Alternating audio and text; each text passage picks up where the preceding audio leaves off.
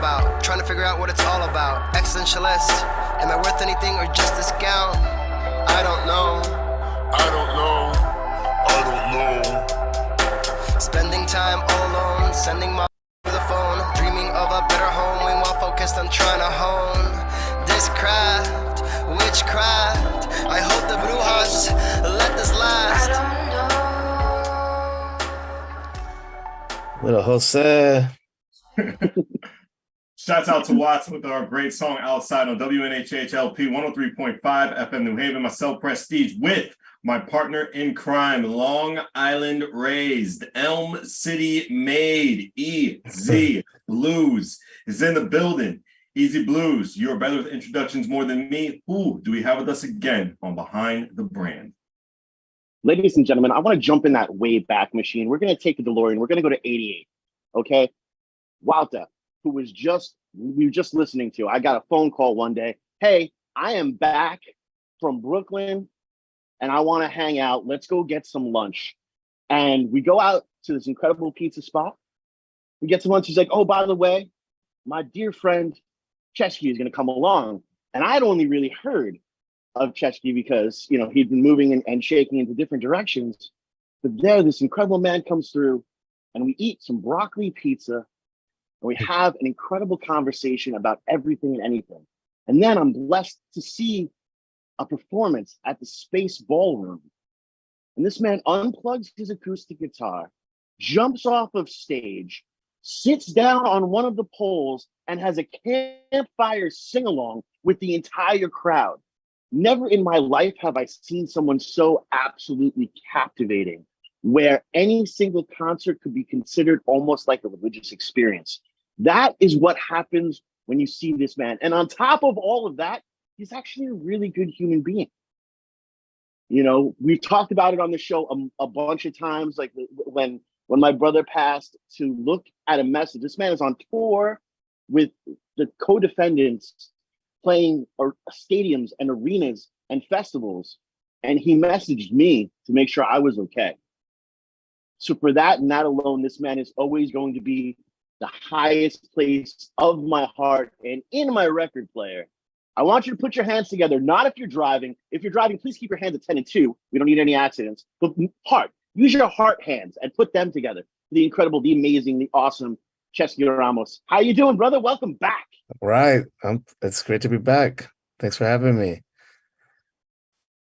And thank you for that wonderful intro. That was very heartfelt and I know it's all fact too. So yeah. Thank you. And it's really interesting too, because you're almost kind of like the Steve Martin of this show, because I mentioned you or the Co-Defendants Project almost like every other week. Just because you are an early supporter of that project. Oh yeah. As soon as it was kind of announced, you were on it. Yeah. I was like, yes, let's go.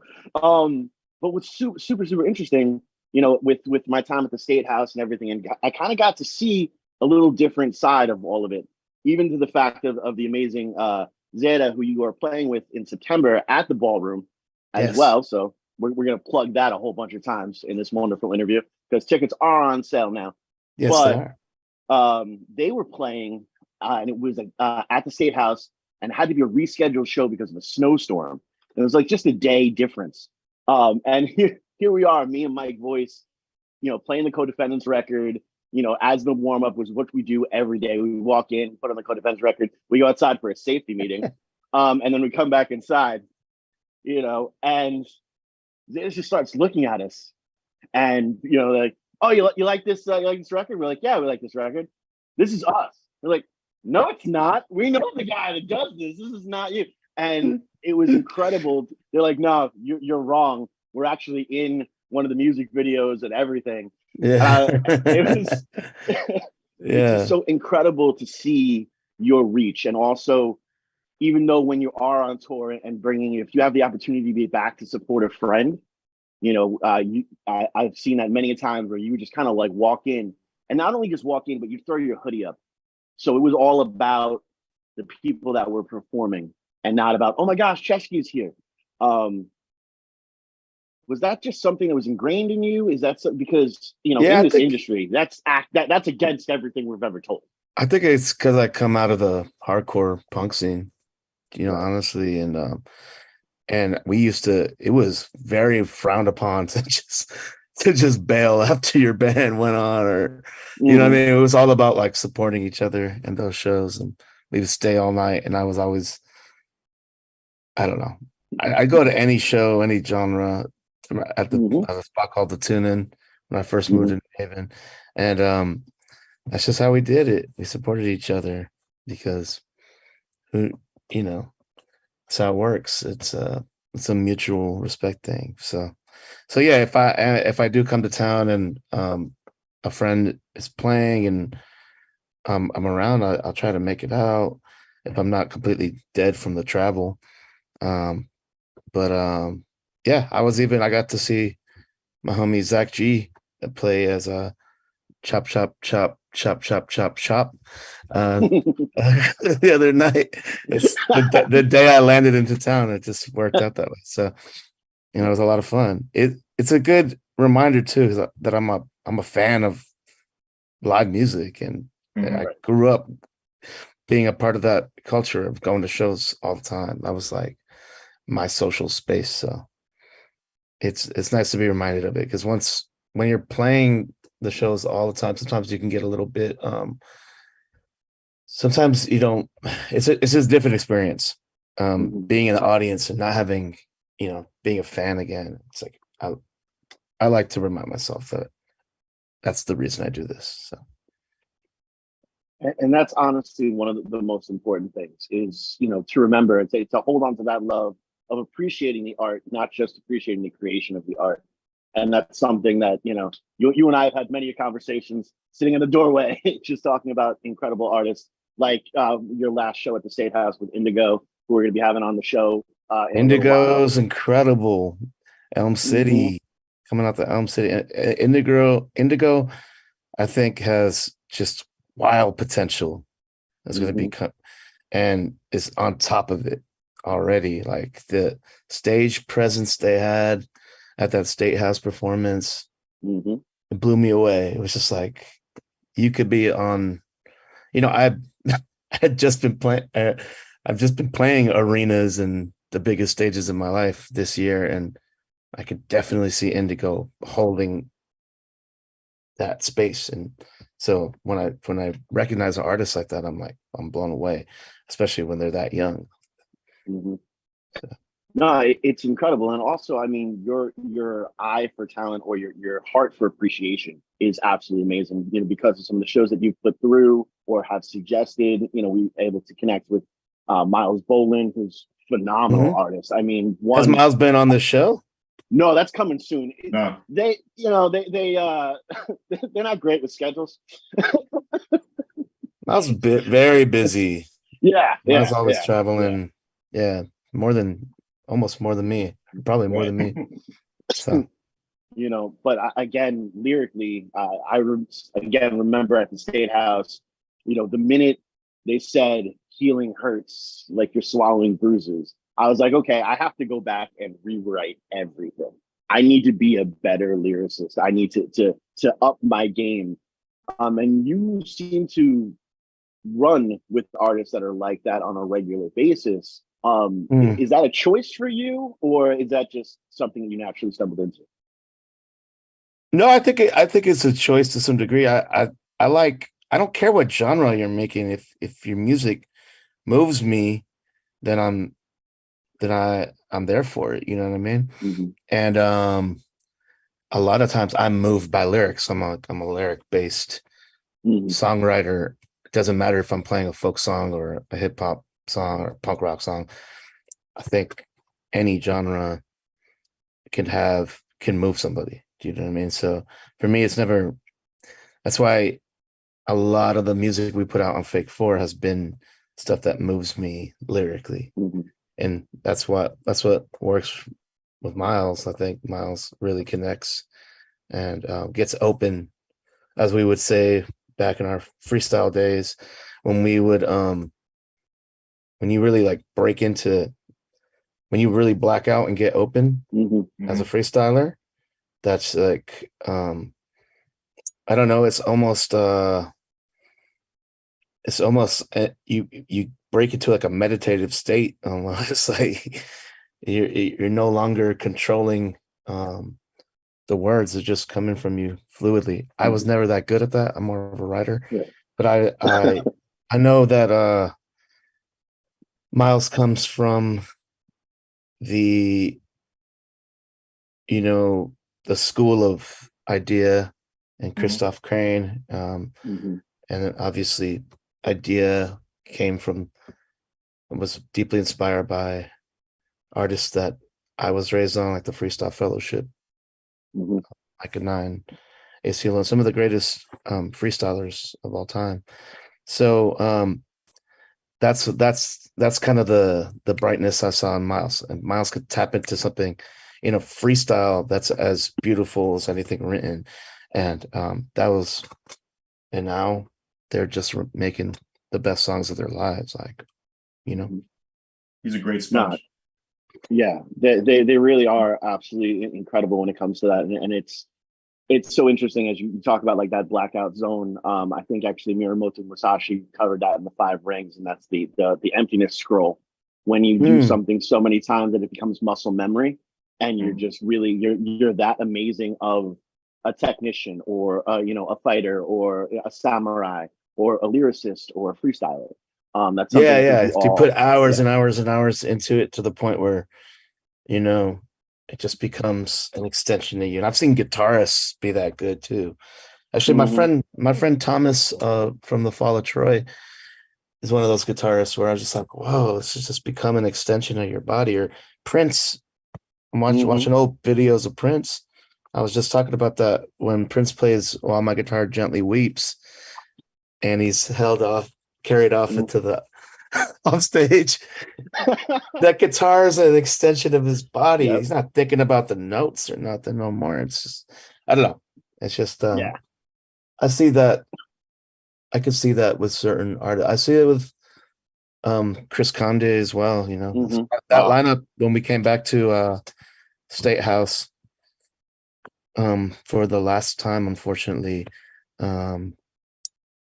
That was a really impressive lineup for me, just as a fan. No, it definitely wasn't. It was so funny too because I remember Los coming up to me. He's like, "Yo, this lineup's dope," and he runs down the thing. I was like, "Yeah, no, they're great." He's like, "What do you mean?" He's like, "You've heard?" I was like, "No, I listen to them on a regular basis." Miles is a song with Chris Conde, so now I got into Chris Conde's stuff. I'd already seen Indigo because they played with Pink Navel. Dev is a homie. Yeah, that's another person we're trying to get on the show. But again, schedule tough.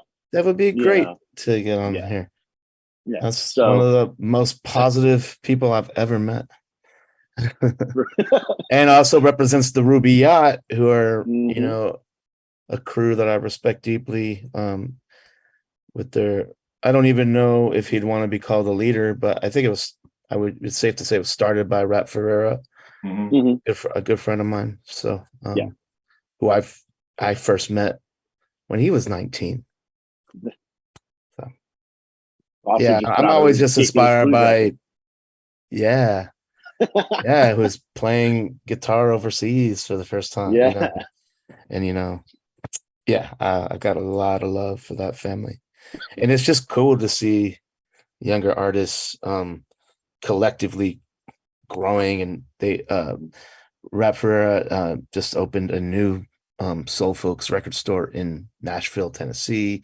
That's they awesome. Have this great community reunion. People came from all over the country and even outside of the country to just share beats and just spend time. Like they spent like a whole weekend there. It's like, it's just, I just love seeing that kind of thing. And people find me weird about, because I always want to go to Nashville for the music than the food. That's the craziest part. Like they tell me so much about the food, but I want to go for the music because I hear the community is so impactful. It's an interesting place, and it's so welcoming. It's insane over there. Well, first of all, if you ever go to Nashville, you have to go to Soul Folks Record Store. But also you should check out like Third Man Record Store, which was Right. is. Have you heard about Third Man? Which is I've heard about Third Man. Yes. Jack White. Mhm. Yep. He opened a record label and record store, but in there you could record your own 7-inch record in a machine. Wow. And it gets printed. It's almost like a photo booth, but you can go in and record a joint, whether it's your voice or you pick up a guitar or whatever, Mhm. and it comes out as a little 7-inch vinyl. And there's a little venue next door Mhm. where they invite certain artists and then they press 12-inch vinyl Mhm. of whatever the show is. So I know a few of my friends, AJJ and Y, for instance, they've both released vinyl from those performances. There's a lot of cool stuff going on in Nashville. Mhm. But there's also it's a big pop country industry there. So you'll see the weirdest shows you'll ever see also. So I remember just kicking it with my good friend, rest in peace, Ross, Kid Dead, and going to shows around town. And it would be like a 16-year-old girl who was a singer-songwriter with a band of these OG 60, 70-year-old country guys backing her.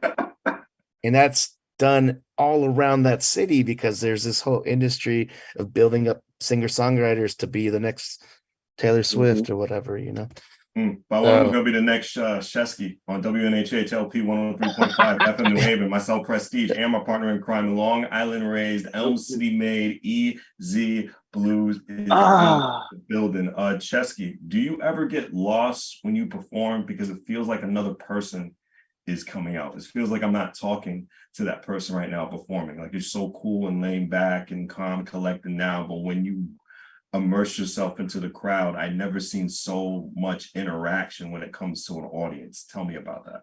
Yeah, it's the same thing I was kind of mentioning before. I definitely become it's not the same state of mind. It's like this whole I can only call it like a meditative state or and that's even an odd expression because it is very high energy, but yeah, just kind of break into another mode. It's still me. It's very much me, but I at times I've called it superhuman mode, and that's why I've injured myself so many times. I've injured my body so many times performing because I stopped thinking about those consequences. I'm just like, boom, this is what we do. I get out of my brain, and that means I've jumped off of things that were too high for my body, cut myself and broken bones, and it's because I don't have the same type of everyday fear when I'm on a stage, which is completely unreasonable, illogical, and whatnot. But yeah, I mean, I just did it the other day. I messed up currently have a messed up foot, which has become a common thing in my as I age. But yeah, I jumped off I've been jumping off of festival stages, which I'd say very few of my peers do. And I was too, the first time I started playing these big shows with no effects, I was like, I will never jump off these stages because it feels actually dangerous. It's like, okay, if I jump off of this stage, I'm actually going to injure myself just to get a little added applause and connect a little bit more. It's not worth it. I remember like surfing on a subwoofer and it was shaky. And I felt like that scene in you ever seen that movie Teen Wolf from the 80s? Yes. He's like surfing. Yeah. I felt like that because the subwoofer was bouncing up and down. I'm like, during fast ones, I got on the subwoofer. That was the closest I got to the artist. And I tiptoed back onto the stage thinking, nah, it ain't worth it. But this last show at Tacoma, I jumped off the stage. It was way too tall to even get back up. You're like, hold on, I got to run to the back. Security let me through. Yeah. A lot of times I'm playing in these dress shoes. Yeah. So, oh my goodness. Dress. Oh my God, your feet had to be barking. Oh, But Lord. yes, yeah, they bark, they growl, they Oh, howl goodness. slightly. But yeah, that's it's kind of that illogical space that of the blackout of the performance blackout that I'm just like I'm trying to connect no matter what. And so And connect you do. Are there different approaches from an East Coast crowd and a West Coast crowd? Because I know you've been everywhere. I've been looking at the Instagram and the social media. You will perform. Doesn't matter what time or place. yeah, I mean, I think It's crazy. I've learned to read crowds. Sometimes you're in front of a crowd that's like, okay, what they want is an intimate, quiet connection. Right, and that's kind of performance that like Miles has mastered. You know what I mean? Right. Yeah. When you're in a punk rock crowd with 10,000 people in front of you, it's a different animal. What they want is to injure each other in a dusty pit. How do we make that happen? Well, no, it's super interesting because in playing the different type of genres that you played in and playing different type of, you start to see that, because I remember even like when Champagne first started coming through, a lot of the rock crowds didn't necessarily understand us, and so we would go there and feel like I don't know what's going on. But then we start to play hip hop shows, and because I also like to black out and be in the moment, and that moment might mean I go run down the hallway or kick open the smoker's door, and do something just because I felt like it needed to happen there. The hip hop crowds were like, yes, this is what it is. This person's in my face, and I want it so much more. We started to see that we got more love there than we were at the rock crowds, and the rock crowds took a lot longer to get used to. The singer might not be on stage for the entire show. He might be behind the bar making a drink. That's messed me up so many times, by the way. So I could say at the history of me like breaking the breaking the fourth wall and breaking off, jumping off stage. And there's been I'd say at least 10 times where the sound people start packing up. And by the time I'm there for my finale, there's no sound. I had just brought everyone across the street to play an acoustic set, in a park. And then I'm like, come back to the venue. By the time I'm back to the venue, the lights are off, the sound is done. Wait, I packed up already. Oh, yeah, that's happened to me like 10 times probably. And then you got to just like deal with that. So then there's been I could think of multiple times when electricity's gone out. Oh man. So I started to learn, okay, if this happens, then I could do this. It's been multiple times. I remember one time it's actually funny. It's happened twice in Florida to me. Zero sound, no mics working, no beats, no lights at times. And how do you navigate that? Yeah. I don't want to get, that's what a lot of the acoustic stuff started coming from. I remember, yes. And those become memorable shows for people. I still had, actually one of the members of, DFL, in California, was remembering a night in Pomona when that happened to me at a skate park. All the electricity went out. I brought everyone to a parking lot and we did a circle. Right. And I just put a chair in the middle that became the stage. I don't know. It's just about being flexible and making the show happen no matter what. I think, every show's different, no matter if it's West Coast, East Coast. Yeah, that's just you gotta prepare, you gotta be ready, you have to adjust. No questions asked, no excuses. Easy knows this very well, especially on different shows, being solo, him being in a band, even him working at a venue, reading the crowd. You can stay, you can leave, but Easy knows it best. Go ahead. Well, no, it's super interesting because I remember when I had my back surgery, You know, everyone's like, you got to take 6 weeks off. You have to take 6 weeks off. Just lay in bed for 6 weeks. A week after my back surgery, I was doing a show at Stella Blues. One, because it was the 420 show, and you got to represent. And two, I needed that for my healing. I might not have been able to move. I might not have been able to jump around or throw myself on the floor like I would usually do. But I needed that to know that once I was healed, I could go back to being myself, and it was going to be okay to be myself. You know, we talk about it a lot, and I definitely, you know, like for example, Miles and the lyricism, and you and your performance and your lyricism as well. You guys make me want to level up. And that hasn't happened for me in a really long time. I've been in a couple of really dead scenes where everyone's just kind of happy being mediocre. And more power to them. They're living their life. They're creating their art. I pour no salt on anyone else's hustle. But it's so incredible to see and to have these moments where you can watch somebody and be like, okay, now I have to go back to the woodshed and I got to retune everything and I got to go back out and do this and level up. You know, it's one of the most incredible things that are out there. Now you're doing this on the level of getting to see and play with on their final tour, No Effects, and their live show has been absolutely ridiculous since the first day when they didn't know how to play their instruments, and all of a sudden they learned how to be musicians. Yeah, do you know about that? The early days. I remember the early days. Do you know about? I mean, they started when we were before.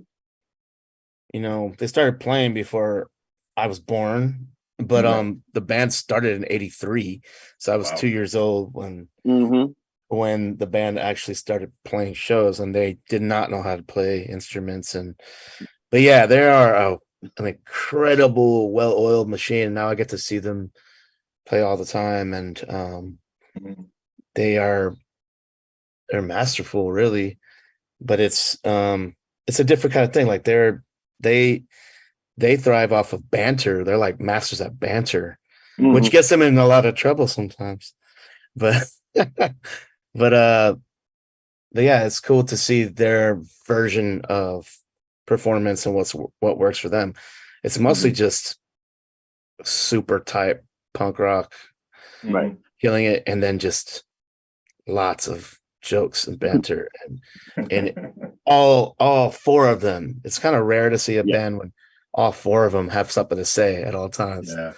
So, they all got funny things to say. Yeah, they're all. I respect them all very much. It's been amazing getting to be led into this world. Right. A lot of these relationships they've had for 30 plus years with the crew members, like their sound engineer and tour manager Kent I've become really close with him. Roogs, their tech, they're like guitar tech and Road Dog for 30 plus years. It's been with them, and now I'm like been allowed, and I'm like one of the youngest members of this family that's been around for a long time. It's been really a privilege to be around them because that's some OGs. There's no better way to get introduced to that level of performance and those stages than being with these cats. I remember the first show we did with them on a big stage in Austin was nerve-wracking. It's like you get 10 minutes, you don't get a sound check, you get a line check, festival style, and I'm plugging things in. And I remember Roogs, the guitar tech, helping me out. And I was like, this dude, for no reason, just kind of liked me. Right. He just started like helping me plug things in. He saw that I was nervous, and and we did a good job in the end. But yeah, it's just another level. It's a very different animal. And I'm very lucky to learn the ropes through these OGs. Right. You know. Well, I don't remember what the question was, but no, it's all good. Don't worry about the question. The answer was much better than the question. I think we asked you questions, but that answer was missed. But it's so super interesting because when I'll say last I'm losing you a little bit. Yeah, it's a little bit in and out. And Easy. The vibe was great. We just got to go back at least a good 3 or 4 sentences. See, I'm speaking truth, and that's why the internet doesn't want me to be heard. I'm speaking truth. No, they hate on the truth. They hate on the truth so much. They're like, nope, can't talk about that. But no, it's super interesting because when you were on the show the last time, you talked about how your life has become super interesting because now here you are, having your acoustic guitar playing at Fat Mike's pool. And like that was the Easter egg for me. Like I actually go back, like, the minute that first song was dropped and the first Rolling Stone article was written, I went, oh my gosh, we got that spoiler before everybody else. So thank you for that. We really appreciate it. And also it makes the most amount of sense. Someone who's studied the business the way that I've studied it and understands the way things go. You and Fake Four have always been about music first, the politic nonsense later, and not like politics as per pick a side, but politics as per the stuff dealing with the music business. And NoFX is really the only band that has done it to get a little bit of mainstream success. Same way. Yeah. Right. So yeah. it's the only thing. NoFX is a DIY band to this day. In fact, to the point where they're playing these shows where there's 10,000 people at them, but they are booking their own spaces. They're doing it outside of Live Nation, and people are jealous of this. Other bands are jealous of it because a lot of times the way Live Nation works, Live Nation will offer you a big guarantee. If you're NoFX, they might offer you $250,000 guarantee. Really? Fat Mike said, no, I'm booking my own parks, locations, venues. I'm keeping drink sales. I'm putting on the bands I want to put on. And I'm taking the gamble because I believe in what we do. And guess what? It's paid off way more than those $250,000 guarantees. Yep. And he's taking care of all his people in the meantime and cutting out the big monolithic middleman. And that's some real DIY at the highest level you can have. And it's so interesting too, because you actually have said it in lyrics where you would prefer to play the small intimate shows in some of these crazy punk rock festivals. That is a quote. Yeah. So I've done rather play floor gigs for 40 kids than any festival stage. Exactly. Yeah, and I probably still am better at that, but I'm appreciating the exercise of winning over thousands of people. And at this point right now, I can tell you that I'm getting used to it and I'm figuring it out, just like anything. Right. And I think they're just different animals. And I think now it's at the point where maybe the 40-person shows are just not going to happen that much anymore. Like they're 100 people minimum now. Yeah. And that's a blast too, Yeah. But and it's so interesting too, because like unlike other aspects, and again, not pouring salt on anyone else's hustle, but when they go, say a smaller room like the State House or something where you have the 250 people there, it's not like you're sitting downstairs and waiting for them to call you up. You're out there, you're engaged, you're shaking hands, you're genuinely loving people, especially when you come home to Elm City. You love Elm City so much that even with the Co-Defendants record being out already, you now have an Elm Street live streaming on all streaming platforms as well, where it's just you, your acoustic guitar, and at some points just you smacking your acoustic guitar or just freestyling without a beat at all. And it is just as beautiful as when you see your videos of you surfing on the subwoofer that you shouldn't probably be on.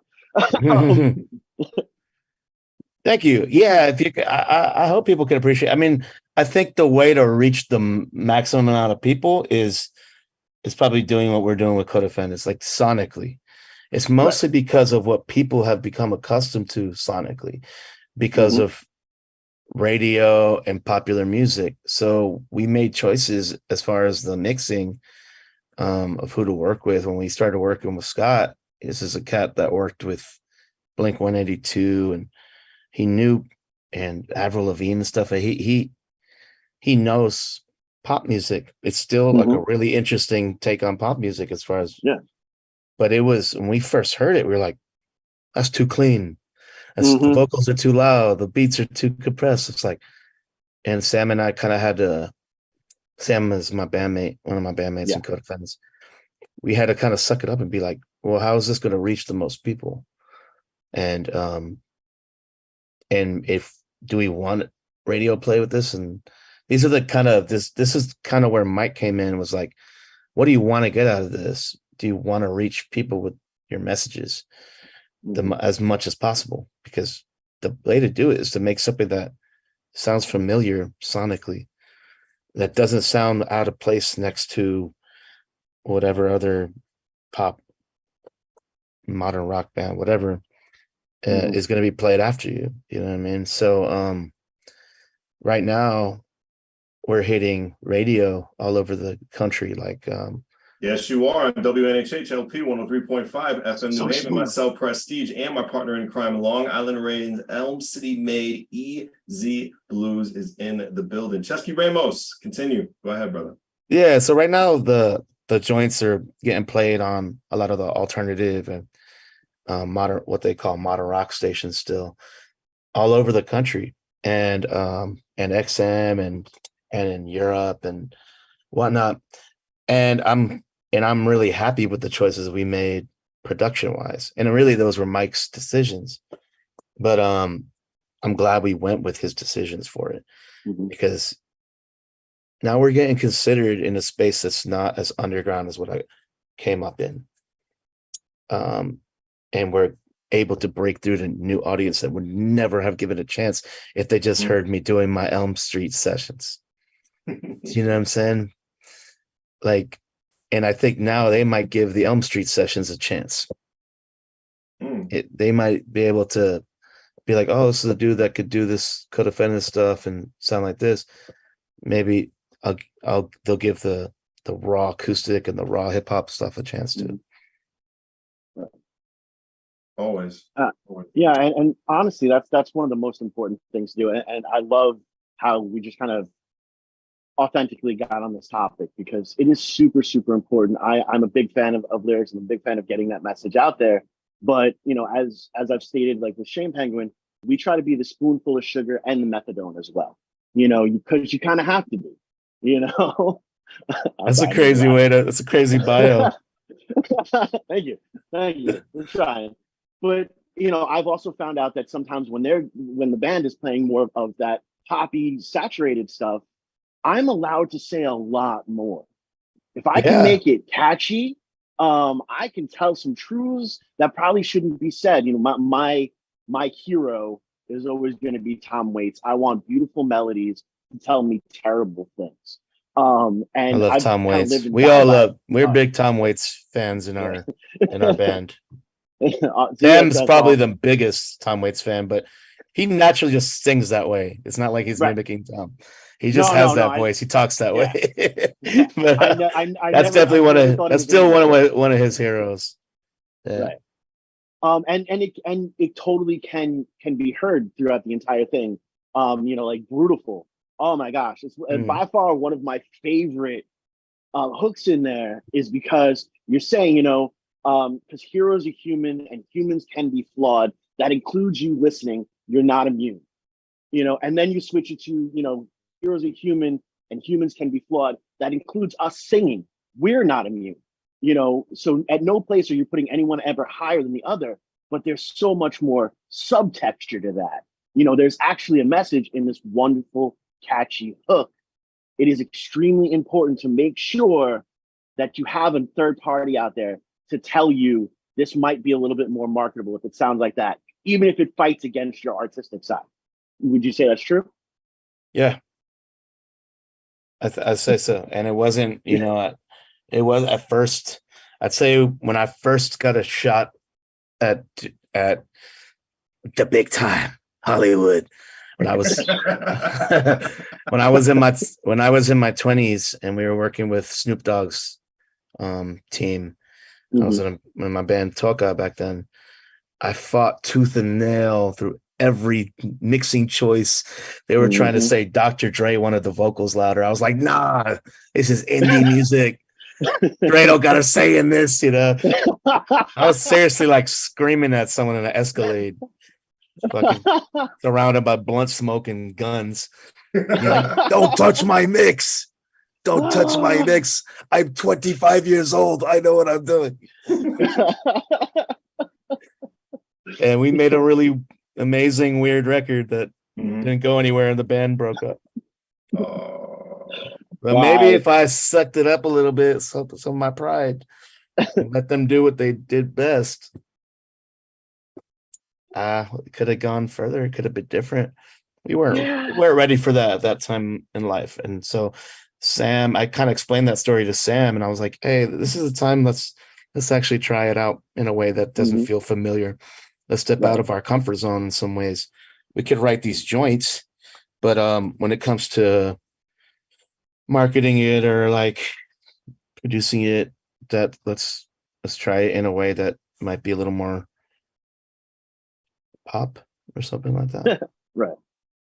Well, and I love that too, because, you know, from the indie artists and, you know, the constantly backpacking and doing what you need to do and living in your car to get from point A to point B and having a whole bunch of extra miles so that you can go and jump on those airplanes and hope to God they don't mess up your guitar, because everyone wants to mess up your guitar. You know, while you're doing that entire show, I oftentimes don't bring guitars with me. I borrow guitars it's a much smarter play. I've broken and lost many of them. Yeah. You know, you're like, oh, it's got to stay this. I've got to keep control of it. But you're right, you know, and we talk about Al Pacino. Al Pacino does these big budget Hollywood films so he can do Shakespeare in the Park for free. And if more of us artists were like, hey, let's polish this up a little bit and give it out to the masses so that I can go scream into a microphone in my bedroom and release that on my Bandcamp for nobody, just because I need to have that aspect, or, you know, the book on tape that I'm never going to write, that I just scream into my phone. You know, if that could be financed by like the Pretzel Times or more of like the sugary stuff, that makes so much more sense. Unfortunately, you know, we are starting to get to the end of this, and I feel like this should be like a 7-hour show. It's always a great chat. Also, imagine people looking through our voice memos after we die. This was an insane person. He just keeps going la la la la la. Thinking that, oh no, I got it. It's 3 a.m. Oh, I got it. La la la la. Oh, it was la la la. Weird. Okay. That's great. Like, this mushroom pizza has made me understand where I need to be right now. But no, it's such an incredible story, and you know, it's one that I've said is needed for Elm City, and one of the reasons why I think I love and respect you and everything you do as an artist so much, but also I know the further that this project goes, it's a bigger light shined on Elm City and the incredible talent that is here on Elm City. The Sam Carlsons, the Alexandra Burnett's, you know, the Peasants, you know, all of these incredible musicians that are out here clawing, definitely, just to make good art, and we appreciate you for that. And we appreciate you taking that swing for us. Thanks for saying that. I don't know if everybody does, but that's fine, because now people, I'm going to tell them on this radio show. I'm going to say it live. If you don't see it that way, that is a problem with you, and your art probably isn't at the point where it needs to be. Or it's not even that. Art, it's just like human. Yeah, I think sometimes people take things personally when it's probably not. You know, get more people thinking about you, because it's like the truth is, someone might not even be thinking about you. Make yourself seen. Make yourself like, you know. I definitely don't. I don't know. I don't want to get too deep into that. All right, But no. What I do want to say though. Yeah, talk to us. Thank you for having me on, and I'm so happy that we could do a proper full band Co-Defendants show in Connecticut, September 3rd at Space Ballroom. That's going to be. I'm so happy we could bring that show to this city in this state, because that's a rare thing. It will be a rare thing because it costs a lot to make it happen. A lot of expenses, flights, and we worked it out this way, and it's a rare one. So hope people. And we're happy to have you here with us on Behind the Brand, Ceschi. Thank you so much. We want to play thank you two so songs much back to back, of course, man. Take care of yourself, and we're gonna end it off with Bad Business on WNHHLP 103.5 FM New Haven. Myself, Prestige, and my partner in crime, Long Island raised, Elm City made, EZ Blues. Thank you again, Ceschi. Appreciate you. Check. Yo, I'm just being honest, man. After every song, I could take a lie detector test, and I would pass. This is a true story. This is not an allegory. No first aid kit needed. Put on my mic, I just bleed. I think I'm sick of this climate. It rained on all of my dreams, but I saw a ghost through mothbite clothes. He haunts me when I sleep. 2 fingers to the western sky, I'm waving them like peace. Don't be placing me in no niche. Don't go toasting me in no bar. If I don't die young, then so be it. I'm still a poet at heart. Do not go gentle into that good night, Dylan. You came too far. And don't ever lose sight of who you are. Thankful for my English teacher, taught me how to breathe. God, thanks for my depression, cause it taught me to be deep. I learned from all the nights when I would try to get to sleep on someone's hand-me-down family couch. You better believe I went from broke to broken to whole and hopeful. A housey from a sleepy town with eyes bulb wide, so soulful. I know the lonely road up will go to no ovals. Go see a show for sure, I suppose. The most quotable, that's just the shit that's inside me. Isn't it ironic? The more I set up, the more the myth will define me. If being lonely is a drug, I guess I live with sobriety, and I live with it kindly. Take care. Been months since I slept in my own bed. Unsure if I'll ever have another home again. More surreal than cerebral. Swimming seas of fragile ego. Saying no don't make you evil, but it's harder than my head. Friends stopped talking to me, not sure what I did or said. Just got older, blood colder, juggled Fabergé eggs. Some lost battles to the bottle and the needle. We can be such feeble creatures, counted blessings, numbers ended negative. Please never go gentle, keep learning from the obstacles. At times it feels like we're stuck in a pattern, but try your best to not settle. All I want is these beliefs to be flexible. No Jesus, peace, and no devil. When I was a teen, I used to scream uncontrollably, thinking I was a rebel. Today I'm grateful to be getting old. I'm taking all these broken bones. I know adulation alone won't make individuals grow right.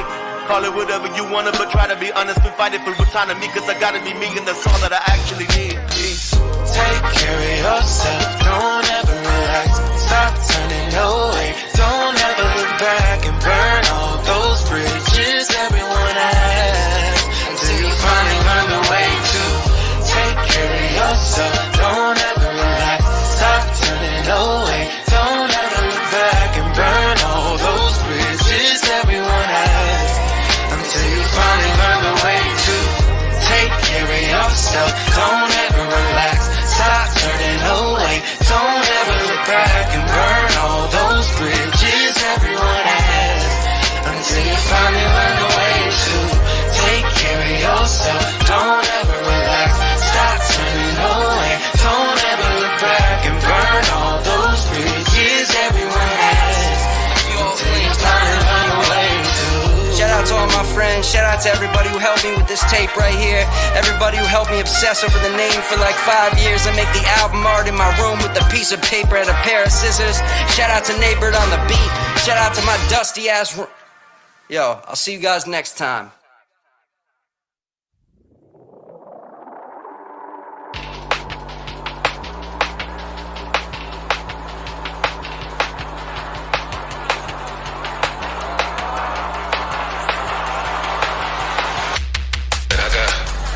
Mírame la cara, yo hago sustento, ¿verdad?